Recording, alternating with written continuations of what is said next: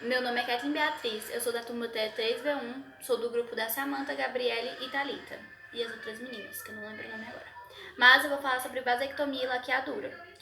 Primeiramente, antes de começar a falar no assunto, eu gostaria de falar que, como todo mundo sabe, né, porque isso é uma utilidade pública, existem vários métodos contraceptivos, sejam os reversíveis, sejam os irreversíveis, e tem pílula, tem adesivo, tem várias formas de contracepção, que é muito bem divulgada, ou não, dependendo, né, da pessoa e da sua condição, mas isso não é o caso. E eu só queria falar isso, que tem vários métodos, e que eu vou falar de 2 deles, que eles são, até então, né, métodos irreversíveis, métodos a longo prazo, que quando a pessoa faz, o casal, né, decide fazer, eles decidem ter aquilo pro resto da vida, pelo menos naquele momento. Enfim, trata-se de um método contraceptivo definitivo, adequado para pessoas que têm certeza que nunca vão querer ou não querem mais ter filhos. A esterilização é possível tanto para mulheres como para homens, e há vários tipos de procedimento, sendo que todos levam ao mesmo resultado: nada de bebês e nada de voltar atrás. Lembrando sempre que nenhum método é 100% eficaz, nem mesmo os cirúrgicos.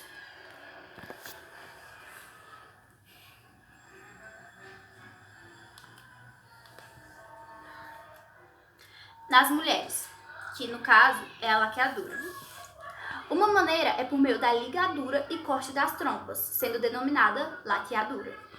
As trompas de falópio também podem ser fechadas com o uso de um instrumento com corrente elétrica ou bloqueadas com grampos, pinças ou anéis, de modo que o espermatozoide não consiga alcançar o óvulo.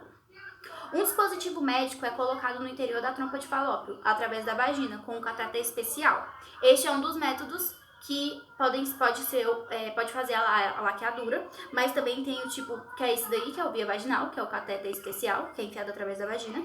Tem o tipo, que é como se fosse um corte na cesariana, né, que é no abdominal. E tem o videolaparoscopia.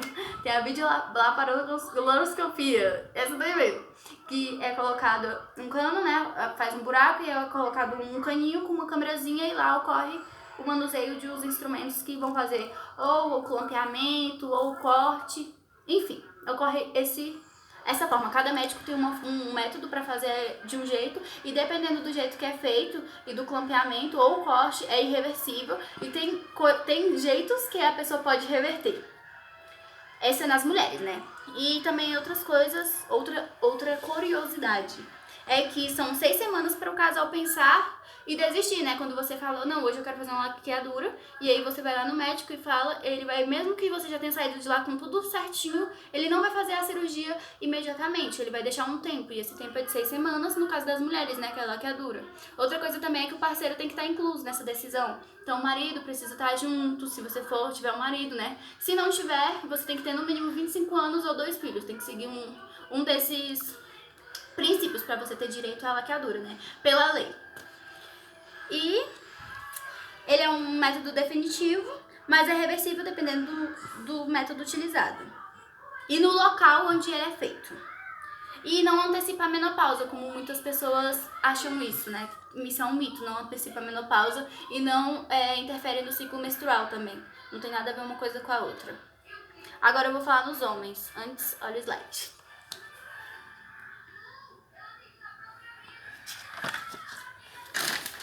Nos homens é um procedimento denominado vasectomia. A esterilização masculina é geralmente denominada vasectomia. Trata-se de um procedimento cirúrgico em que são cortados os dutos que conduzem o esperma, sendo que a operação pode ser realizada sob anestesia local. São os ductos deferentes, que é o local onde passa o esperma e tal. Após o procedimento, o homem ainda consegue ejacular, mas não tem mais espermatozoides. Isso afeta o potencial de fertilidade do homem, mas não tem nenhuma influência na libido nem na capacidade de ter relações sexuais. Outros mitos também, né, em relação, também como nas mulheres tem mito, nos homens também tem muitos mitos rolando por aí, por isso as pessoas têm um pouquinho de pânico pela falta de informação. Nos homens, muita gente fala que pode ter ejaculação precoce, pode ter falta de libido, como foi dito, e não tem nada a ver uma coisa com a outra. Ele simplesmente vai evitar de que a pessoa tenha um filho, né? E nem 100%, tem os seus 1% lá, mas é o mais eficaz no momento. Esses 2 métodos são os métodos mais eficazes até o momento. E eu fiz algumas anotações. que é um procedimento cirúrgico bem simples, né? Que ocorre o bloqueio do ducto deferente, como eu havia falado. E não causa disfunção erétil, o membro continua ativo, não diminui a libido. E depois que é feito esse procedimento, tem que fazer um exame de espermograma. E este exame é feito 2 meses após a cirurgia.